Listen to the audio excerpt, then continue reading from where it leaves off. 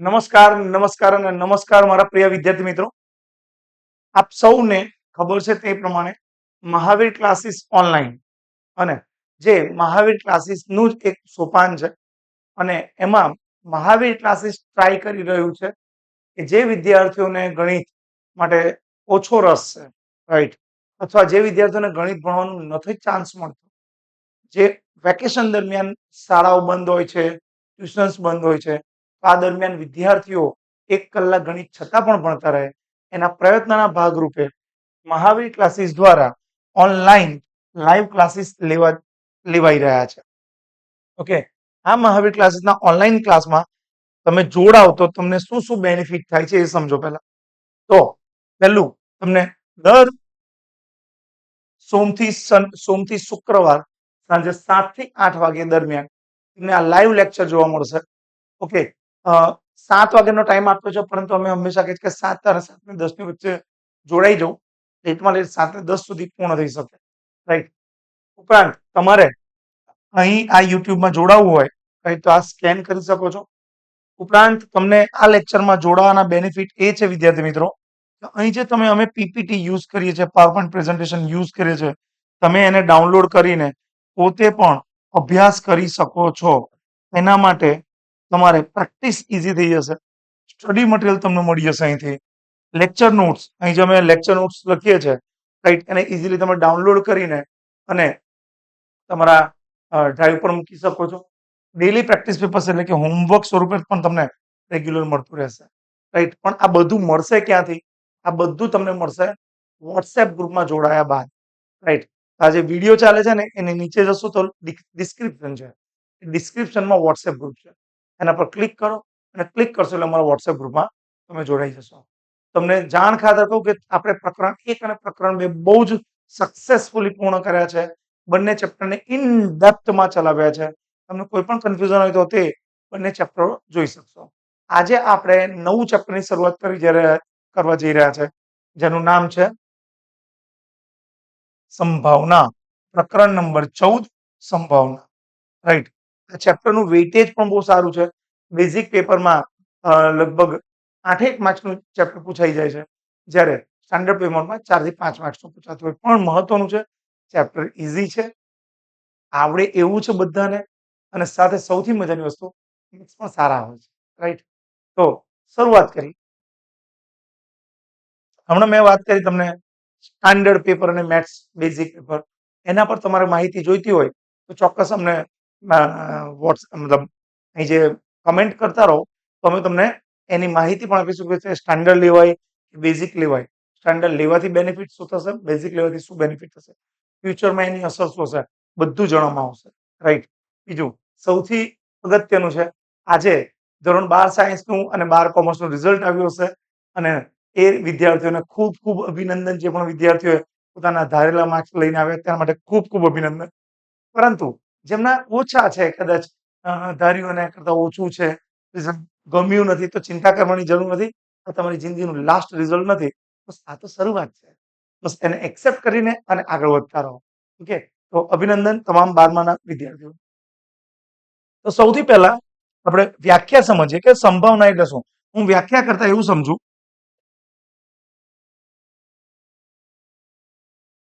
વ્યાખ્યા કરતા સમજૂતી. સંભાવના એટલે શું, વ્યાખ્યા તો સમજાશે. સંભાવનાનો બીજો અર્થ થાય શક્યતાઓ.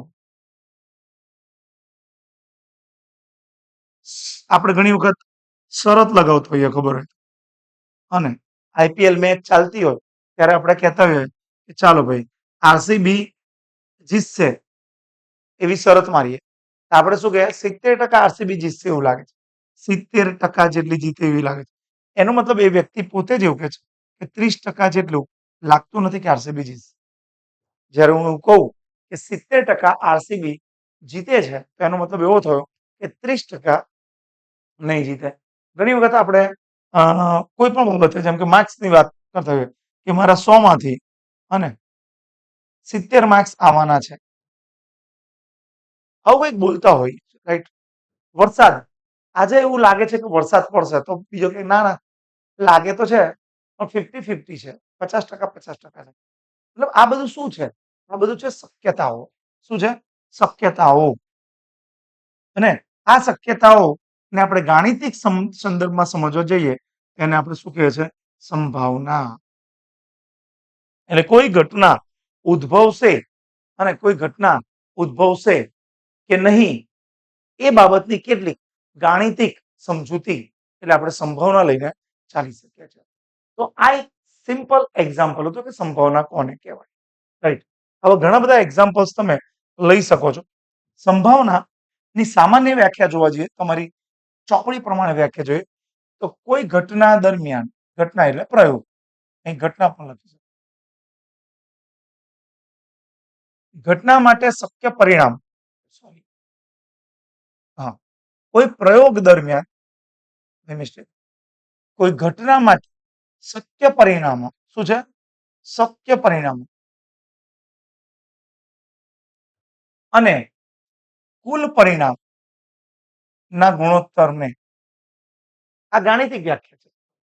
સમજવા નથી ના પડે, પણ સમજવા નથી પડે કે આપણે સામાન્ય ભાષામાં જે ચર્ચાઓ કરતા હોઈએ એ સંભાવનાનું, એને આપણે કે શક્યતાઓ, એ સામાન્ય ભાષામાં કહેવાશે. ગાણિતિક ભાષામાં જ્યારે આપણે ચર્ચા કરીશું તેને આપણે સંભાવના તરીકે ઓળખીએ છીએ. રાઈટ. સંભાવનાનું ઘણા બધા અલગ અલગ સ્વરૂપ હોઈ શકે, પણ એક સામાન્ય સ્વરૂપ છે કે ભાઈ જે તમે પ્રયોગ કરો છો એ પ્રયોગ દરમિયાન જે ઘટના તમારે લાવી છે, ઓકે, એની ઘટના લાવી છે એ ઘટનાના શક્ય પરિણામો કેટલા આવ્યા અને કુલ પરિણામો કેટલા આવ્યા. ઓકે, જેમ કે હું 10 જણના રિવ્યુ લઉં, સમજો 1 2 3 4 5 6 7 8 9 અને 10. હવે 10 જણના અહીં રિવ્યુ લઉં છું, 10 વ્યક્તિઓના, 10 શિક્ષકોના રિવ્યુ લઉં છું કે આવતીકાલે જે પરીક્ષા છે, હે, આવતીકાલે જે પરીક્ષાનું રિઝલ્ટ આવવાનું છે એ કેવું આવવાનું છે, કેવું આવવાનું છે. તો આ કહેશે ઈઝી, મતલબ બહુ જ સારું, ઘણું જ સારું આવવાનું છે. અથવા એવું કહી શકીશું કે ભાઈ સારું આવવાનું છે, એવું લખો, સારું. બીજો કહેશે થોડું અઘરું હશે, ત્રીજો કહેશે અઘરું હશે, ચોથો કહેશે અઘરું હશે, અને પાંચમો કહેશે બહુ જ સારું આવવાનું છે, આ પણ કહેશે સારું આવવાનું છે, આ પણ કહેશે સારું આવવાનું, આ પણ કહેશે સારું આવવાનું છે, આ સારું આવવાનું છે, અને આ પણ કહેશે સારું આવવાનું, રિઝલ્ટ સારું આવવાનું છે. તો અહીં 10 જણ હતા, એ 10 જણમાંથી સારું રિઝલ્ટ આવે એવું કેટલાય કીધું? 7 જણ. તો સારું રિઝલ્ટ આવે એવા કેટલા? 7 જણ. અને અઘરું રિઝલ્ટ આવે એવા કેટલા? 3 જણ. ને તો આ 7 જણ સારું રિઝલ્ટ આવેની સંભાવના કેટલી? સારું રિઝલ્ટ આવેની સંભાવના કેટલી? તો સારું વાળા 7 જણ છે, કુલ કેટલા? 10. કુલ 10 જણ છે. અઘરું આવે એની સંભાવના કેટલી? તો અઘરા વાળા કેટલા? 3, 10. રાઈટ. તો આને એવું કહી શકાય કે 0.7 નહીં કહી શકો, 0.30, 3. રાઈટ. તો 0.7 એ સારું આવવાની સંભાવના છે અને 0.3 એ અઘરું આવવાની સંભાવના છે. અને તમે 100 વડે ગુણી નાખો તો 70%, 30% એવું કહી શકાય કે કેવું રિઝલ્ટ આવશે? 70% સહેલું આવશે એવું, અને 30% અઘરું આવે એવું લાગે છે યાર. તો આ જે ટકાવાળું છે ને એને જ્યારે તમે પોઈન્ટમાં કન્વર્ટ કરો છો ત્યારે કન્વર્ટ થઈ જાય છે સંભાવના. આઈ થિંક ચેપ્ટરમાં તમારી એન્ટ્રી થઈ ચૂકી હશે, તો વ્યાખ્યા લખી લો કે શું છે સંભાવનાની વ્યાખ્યા. સંભાવના બરાબર, આ વ્યાખ્યા છે, ઘટના માટે કોઈ ઘટના ઉદ્ભવે તેના શક્ય પરિણામો અને ઘટના ઉદ્ભવવા માટેના શક્ય પરિણામ.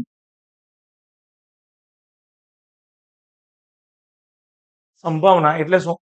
ઘટના ઉદ્ભવવા માટેના શક્ય પરિણામ છેદમાં કુલ પરિણામ. આપણે હમણાં જોયું, સારું આવે એના શક્ય પરિણામો કેટલા હતા? 7. કુલ આવે એના શક્ય પરિણામો કેટલા હતા? 10. તો 7/10. રાઈટ. આ સંભાવનાની વ્યાખ્યા અને આ થશે એનું સૂત્ર.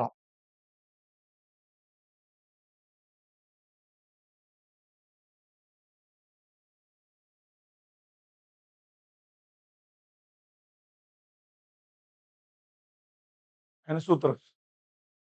ઓકે, લખી લો.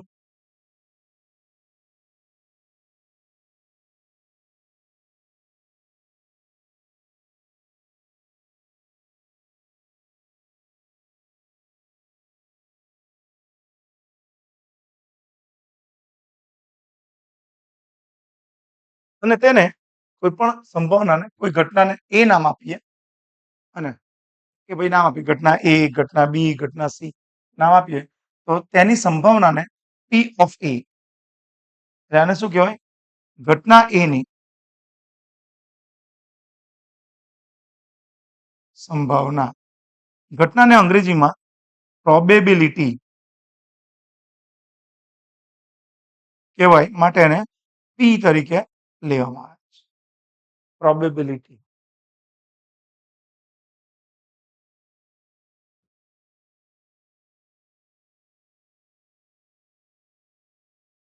હવે સંભાવનાનો વિસ્તાર એટલે કે સંભાવનાનું મૂલ્ય જે હોય, લખજો, લખતા રહેજો. સંભાવનાનું જે મૂલ્ય હોય એ કેટલું હોય? તો કોઈ પણ ઘટનાની સંભાવના 0 અને 1 ની વચ્ચે હોય અને માટે આને આવું લખાય, 0 less than or equal to P of A, એટલે કે પી ઓફ એટલે કે ઘટના એની સંભાવના 0 અને 1 હોઈ શકે તથા 0 અને 1 ની વચ્ચે હોય. એનો મતલબ શું થયો કે સંભાવનાનું મૂલ્ય 0 હોઈ શકે, 1 હોઈ શકે. રાઈટ, લખતા રહેજો મારી જોડે. સંભાવનાનું મૂલ્ય 0 હોઈ શકે, 1 હોઈ શકે અથવા તેની વચ્ચે હોઈ શકે, પરંતુ સંભાવના નું મૂલ્ય ઋણ ન હોઈ શકે. બીજું શું? સંભાવના નું મૂલ્ય 1 કરતા વધુ ન હોય. યાદ રાખજો, બહુ જ અગત્યનો પોઈન્ટ છે. ઠીક છે, આ તો બરાબર જ છે કે ભાઈ સંભાવના કેટલી? સંભાવનાનું મૂલ્ય 0 કરતા મોટું હોઈ શકે, 1 કરતા નાનું હોઈ શકે અથવા તેમની વચ્ચે હોઈ શકે. રાઈટ, 0 પણ હોય, 1 પણ હોય. આ ઇક્વલ ટુ મતલબ 0 પણ હોય, 1 પણ હોય અથવા તેમની વચ્ચે હોય. રાઈટ, પરંતુ સંભાવનાનું મૂલ્ય શું ના હોઈ શકે? ઋણ ના હોય. બીજું, 1 કરતા વધુ ના હોય. શું ના હોય? 1 કરતા વધુ ના હોય. ઋણ ના હોય એટલે 0 કરતા નાનું ના હોય. આ ધ્યાન રાખજો. તમને કહ્યું કે સંભાવના આવી 1.2, આ ખોટું છે, પોસિબલ જ નથી. તમને કહું કે સંભાવનાનું મૂલ્ય આવ્યું -0.05, ખોટું, કારણ કે માઇનસ છે. સંભાવના માઇનસ ન હોઈ શકે. ઓકે, સંભાવના હંમેશા 0 અને હંમેશા 1 ની વચ્ચે હોય અથવા 0 હોય અને 1 હોય. ઓકે, નોટ કરી લો.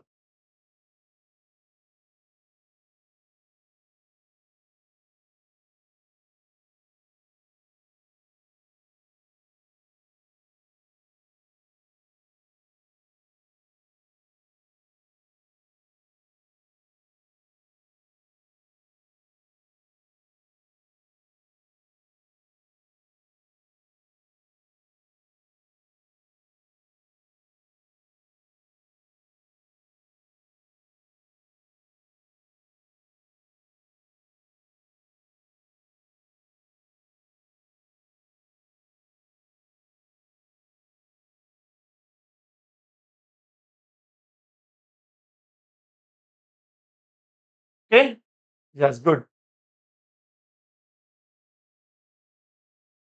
આની સાથે જ કેટલીક વસ્તુઓ લખતા રહો.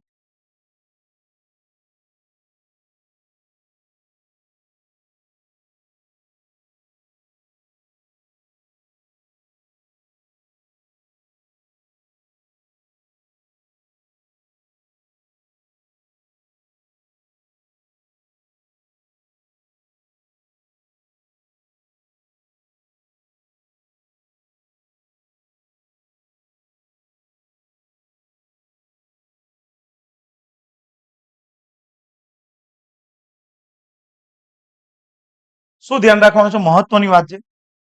હવે ક્યારે સંભાવના 0 અને ક્યારે સંભાવના 1 હોય એ સમજીને ચાલો.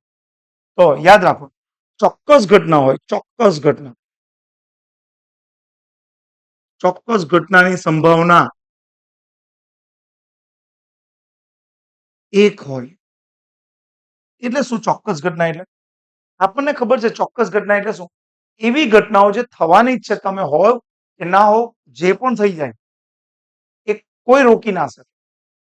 ઓકે, એને કહેવાય ચોક્કસ ઘટના. એની સંભાવના એક હોય. અને જે સંભાવના એક હોય એને જ આપણે ચોક્કસ ઘટના કહીશું. ચોક્કસ ઘટનાની સંભાવના એક હોય. જેમ કે એક એક્ઝામ્પલ આપું. રાત થાય તો દિવસ થશે, સવાર થશે.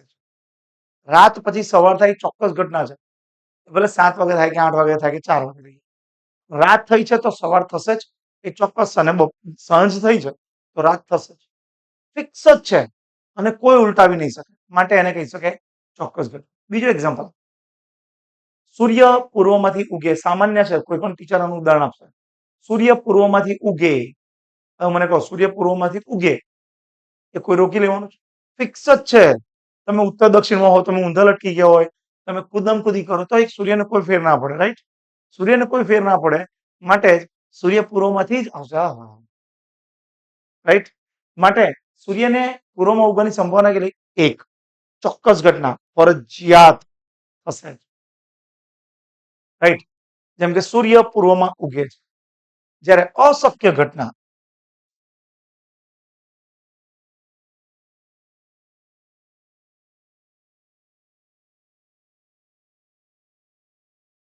સંભાવના 0 થાય. અશક્ય એટલે જે શક્ય જ નથી, કોઈ સંજોગોમાં પોસિબલ નથી. આનું ઊંધું લઈ લો. એટલે સમજો, ચોક્કસ ઘટનાની સંભાવના 1 થઈ ગઈ, અશક્ય ઘટનાની સંભાવના 0 થઈ ગઈ. તો સંભવિત ઘટનાઓ જેમાં ચોક્કસપણું નથી, જેમાં અશક્ય નથી, એ બધું જ 0 થી 1 ની વચ્ચે. ઓકે, તો માટે એવું કહી શકાય અશક્ય ઘટનાની સંભાવના કેટલી થશે? 0 થશે. ઓકે, ધ્યાનમાં રહેશે. આમ મહત્વનું, રાઈટ? પહેલા તો સંભાવનાનો વિસ્તાર કેટલો? તો 0 અને 1 ની વચ્ચે. અને 0 પણ હોય અને 1 પણ હોય, રાઈટ? એટલે સંભાવનાનું મૂલ્ય શું ન હોઈ શકે? કદી ઋણ ના હોઈ શકે, કદી 1 કરતા વધુ ના હોઈ શકે. માટે 0 અને 1 ની વચ્ચે હોય અને 0 અને 1 હોય, પરંતુ P of A હું કહું કે 1.2 છે, એ પોસિબલ જ નથી, રાઈટ? અને P of A એવું કહું કે -0.0, હવે માઇનસ આવી ગયો છે, પોસિબલ જ નથી, રાઈટ? તો શું?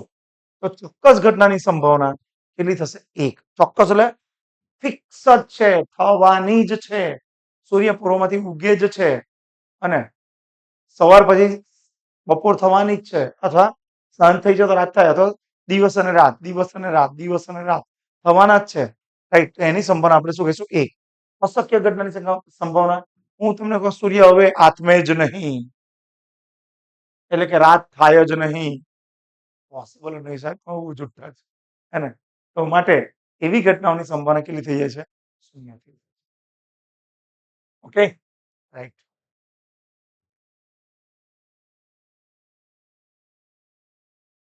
હવે એક બહુ જ અગત્યની વસ્તુ કહું છું, અને જે તમારી નોટબુકમાં નોંધવું બહુ જરૂરી છે. માની લો કે આપણે, ધારો કે કોઈ ઘટના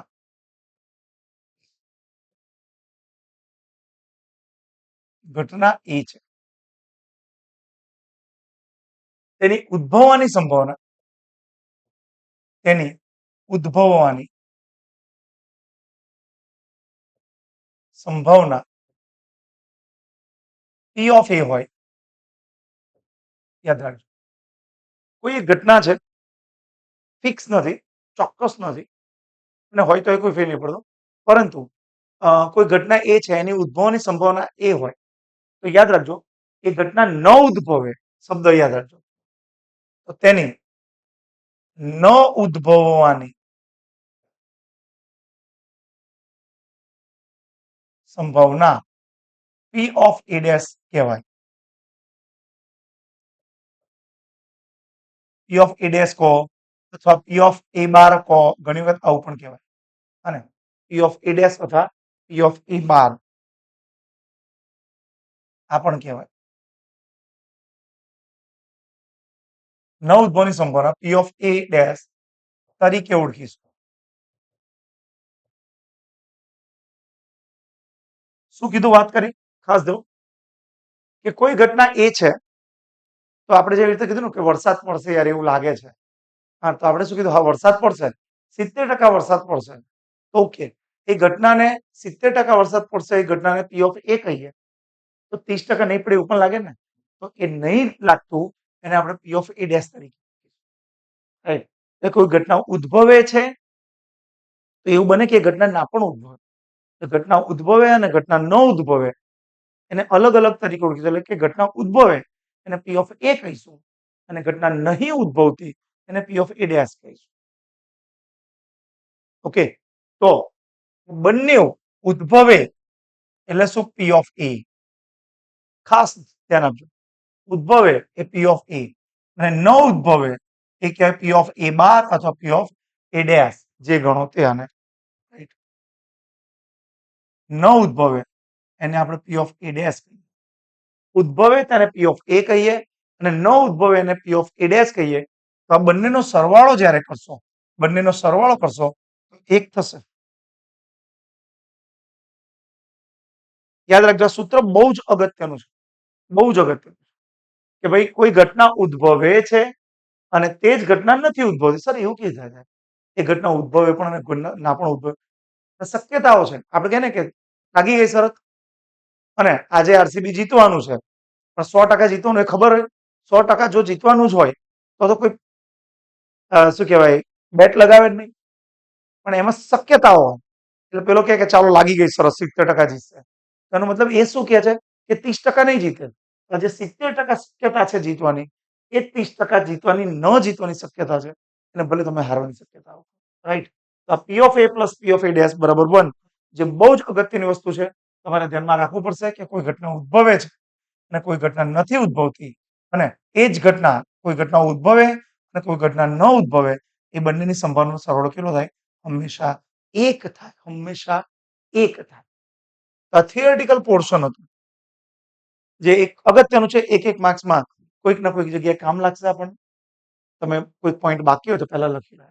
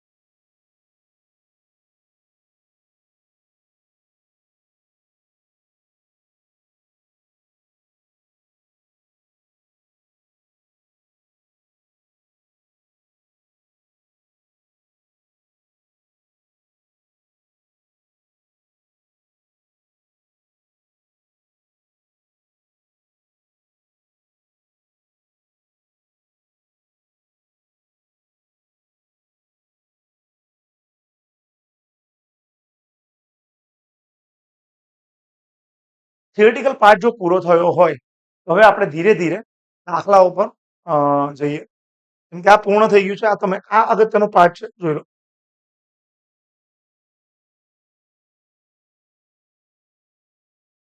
હવે અહીં એક પોઈન્ટ આપ્યો છે અને આપણે તારવીશું કે સિક્કાને n વખત જ્યારે ઉછાળો છો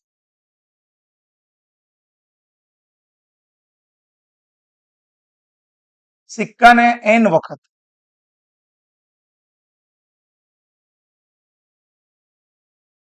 સિક્કાને n વખત ઉછાળો છો, ઉછાળવામાં આવે ત્યારે મળતા અવલોકનોની સંખ્યા 2 ની n ઘાત થાય. હવે આવું લખી દઉં ને મગજ બંધ થઈ જાય, રાઈટ. એટલે હું સમજાવીશ કે કેમ 2 ની n ઘાત થાય.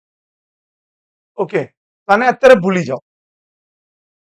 તમે જો સિક્કો લીધો હોય, રાઈટ, તો સિક્કાને ઓપ્શન કેટલા આવે? એક સિક્કો લો, એક સિક્કાને ઉછાળતા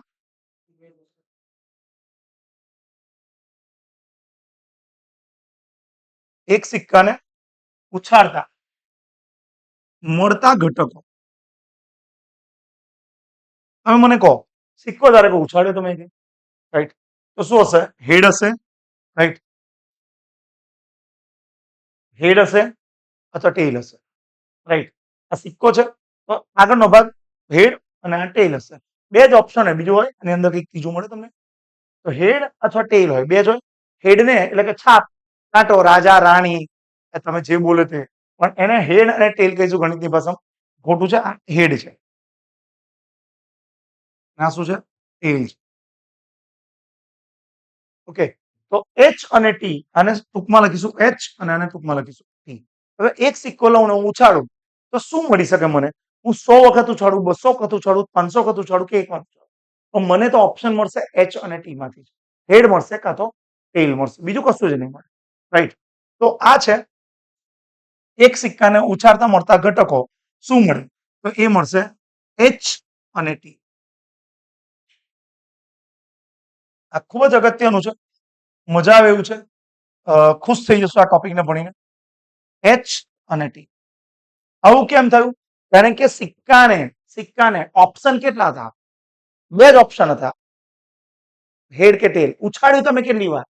એક વાર. ઓકે, એટલે 2 ની 1 ઘાત, રાઈટ. આને રવા દો, હમણાં રવા દો. બીજો પ્રશ્ન, એક સિક્કાને 2 વાર કે 2 સિક્કાને 1 વાર ઉછાળતા મળતા ઘટકો. શું કે છે? એક સિક્કો લો અને ઉછાળો. કેટલી વાર ઉછાળું? 2 વાર. ઉછાળ્યું તો શું મળશે? એચ અને ટી જ મળશે, પણ ઘટકો વધી જશે. 2 સિક્કા છે એટલે શું થઈ શકશે? તો એક સિક્કા પર એચ અને ટી છે, બીજા સિક્કા પર પણ એચ અને ટી છે. તો ઘટકોની સંખ્યા કેટલી થશે? યાદ રાખજો, એક સિક્કાને 2 વાર ઉછાળો કે 2 સિક્કાને એક જ વાર ઉછાળો, ઘટકો કેટલા મળશે? H T H T. આ એક સિક્કાનો ને એક સિક્કાનો, તો એચ એચ પહેલો ઘટક, H T H H H T T H અને આ મળશે ટી ટી.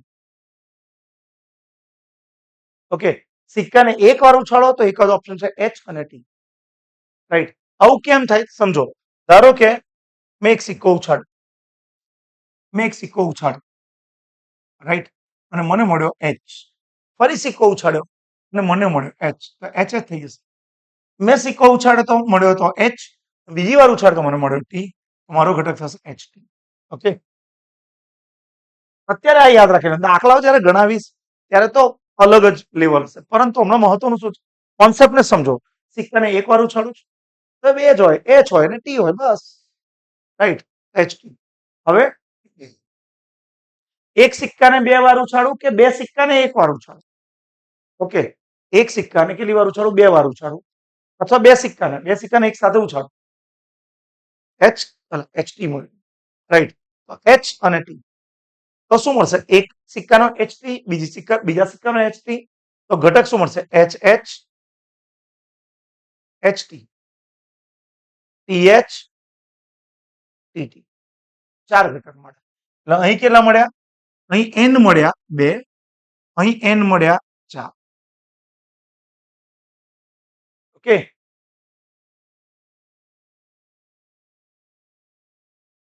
બંને લખી લો, કારણ કે હવે મહત્વનું છે, સિક્કાને હું 3 વાર ઉછાળીશ તો શું થશે?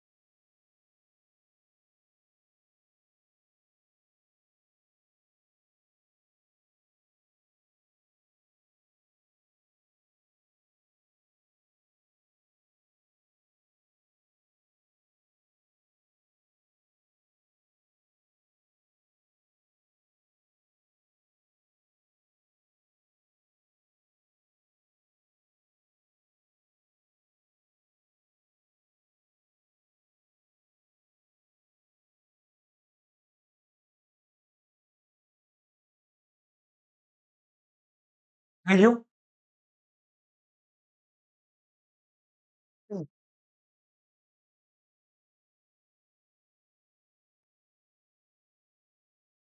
હવે ઇમ્પોર્ટન્ટ શું છે? હવે મારે સિક્કાને 3 વાર ઉછાળવો હોય ને સિક્કાને મહત્વનું છે. સિક્કાને 3 વાર ઉછાળું.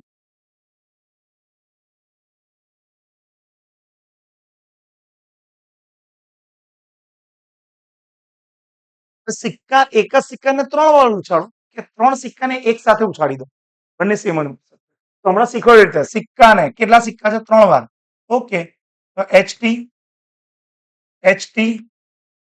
અને HT આ થઈ ગયા. હવે આપણે હમણાં જ બેનું કર્યું તો આવું યાદ કરીને લખી દેજો. આ બેનું શું લખાય? HT નું આ બેનું તો હમણાં જ કર્યું આપણે HH. ટૂંકમાં સમજાવું છું. HT TH TT આવું લખાય. આ બેનું શું લખાય? HH HT TH TT અને 2 વાર લખી દેવાનું. HH HT TH અને TT. ઓકે. હવે આ તો બે જ નું થયું. આ હું 2 વાર લખવાનું એવું કીધું. પછી છેલ્લે શું કરવાનું? આ બધામાં છેલ્લે HH મૂકી દેવાનું અને આ બધામાં છેલ્લે TT મૂકી દેવાનું. શું સમજાવ્યું? ફરી કહું. મેં તમને એવું કીધું કે 2 સિક્કાને જ્યારે ઉછાળો ત્યારે કયા ઘટકો મળે? HH HT TH TT. આવું કેટલી વાર લખવાનું? શોર્ટકટ મેથડ છે. આવું લખવાનું 2 વાર. એમાં પહેલામાં આ બંને સેમ જ લાગે ને? તો પહેલામાં છેલ્લે બધે HH લખી દેવાનું. પહેલા લખશો તો ચાલશે. અને છેલ્લામાં બધે TT લખવાનું. આ તમને 8 ઘટક મળશે. આને આ સેમ જ છે, જોઈ લો. આમ n કેટલા થઈ ગયા? 8 ઘટકો મળે. એટલે અહીં શું ખબર પડી મને કે સર અહીં જ્યારે મેં સિક્કાને 1 વાર ઉછાળ્યો ત્યારે મને 2 ઘટક મળ્યો. 2 વાર ઉછાળ્યો તો 4 મળ્યો, એટલે કે 2 ગુણ્યા 2 એટલે 2 નો વર્ગ મળ્યો. અહીં શું મળ્યું કહેવાય? 2 ની 1 ઘાત મળી કહેવાય. ઓકે. અહીં શું મળ્યું કહેવાય? 2 ગુણ્યા 2 ગુણ્યા 2 એટલે 2 ની 3 ઘાત મળી કહેવાય. ઓકે. આમ તમે જો 4 વાર ઉછાળશો, યાદ રાખજો. હવે ધીરે ધીરે સમજ પડશે. સિક્કાને જ્યારે 4 વાર ઉછાળશો 2 ની 4 ઘાત થઈ જશે. 5 વાર ઉછાળશો તો 2 ની 5 ઘાત થશે. 10 વાર ઉછાળશો તો 2 ની 10 ઘાત થશે. ઓકે. જેટલી વાર ઉછાળશો એટલી ઘાત થશે. એટલે 2 ને n વખત ઉછાળશો સિક્કાને તો n ઘાત થશે. આ 2 કેમ? કેમ કે 2 ઓપ્શન હતા, H અને T. જો 3 ઓપ્શન આવશે તો 3 ઘાત, અરે 3 થશે. જો 4 ઓપ્શન હશે તો 4 થશે. જેટલી વાર ઉછાળશો એટલી ઘાત આવશે.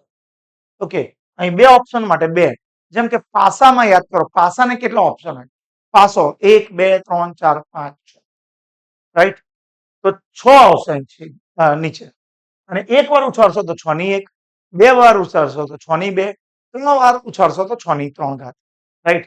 તો આ પોઈન્ટ તમારા માટે બહુ જ અગત્યનો છે કે જ્યારે સિક્કાને 1 વાર ઉછાળશો ત્યારે શું, 2 વાર ઉછાળશો ત્યારે શું, 3 વાર ઉછાળશો ત્યારે શું, અને n વખત ઉછાળશો ત્યારે શું?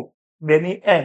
માટે આ વાક્ય લખ્યું હતું કે સિક્કાને n વખત ઉછાળવામાં આવે ત્યારે મળતા અવલોકનોની સંખ્યા 2 ની n ઘાત થાય. ઓકે. આ પોઈન્ટ લખવાનો બાકી તો પ્લીઝ બતાવો.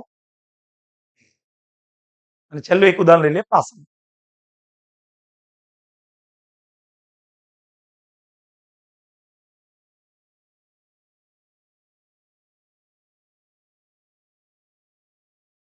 હવે પાસાની વાત કરીએ.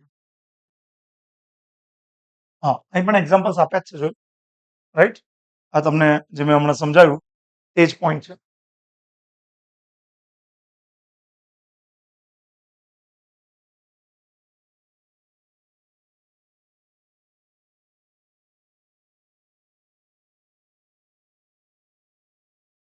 હવે પાસો, રાઈટ? પાસાને જો સિક્કાને શાંતિથી સમજી ગયા છો તો પાસામાં કોઈ તકલીફ નથી આવવાની. પાસાને 1 વાર ઉછાળતા મળતા ઘટકો. તો પાસાના ઓપ્શન કેટલા હોય? 6. 1 2 3 4 5 6. તો એના ઘટકો આપણે લખીશું શું? 1 2 3 4 5 6 એટલે n કેટલા થશે કુલ ઘટકો 6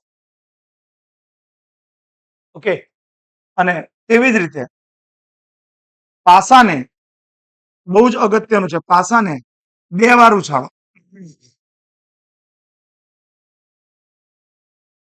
મળતા ઘટકો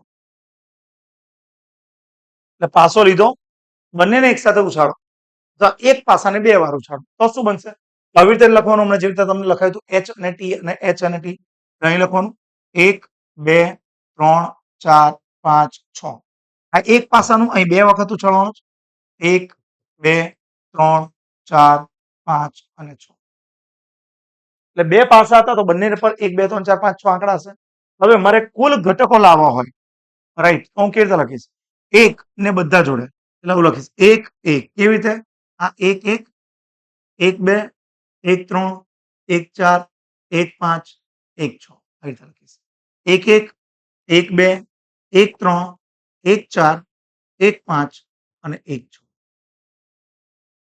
આ એક લાઈનમાં હું લખું છું કેમ એક લાઈનમાં લખું છું કે મને ખબર પડી જાય કે ભાઈ એક વાળું કામ પતી ગયું હવે બે વડે એવી રીતે સેમ ટુ સેમ તો શું લખીશ 2 1 2 2 2 3 2 4 2 5 અને 2 6 હવે સેમ 3 નું આની બધા જોડે તો 3 1 3 2 3 3 3 4 3 5 અને 3 6 રાઈટ 3 1 3 3 3 2 3 3 3 4 3 5 અને 3 6 એ રીતે 4 1 4 2 4 3 4 4 4 5 અને 4 6 એ રીતે 5 1 5 2 5 3 5 4 5 5 અને શું થશે 5 6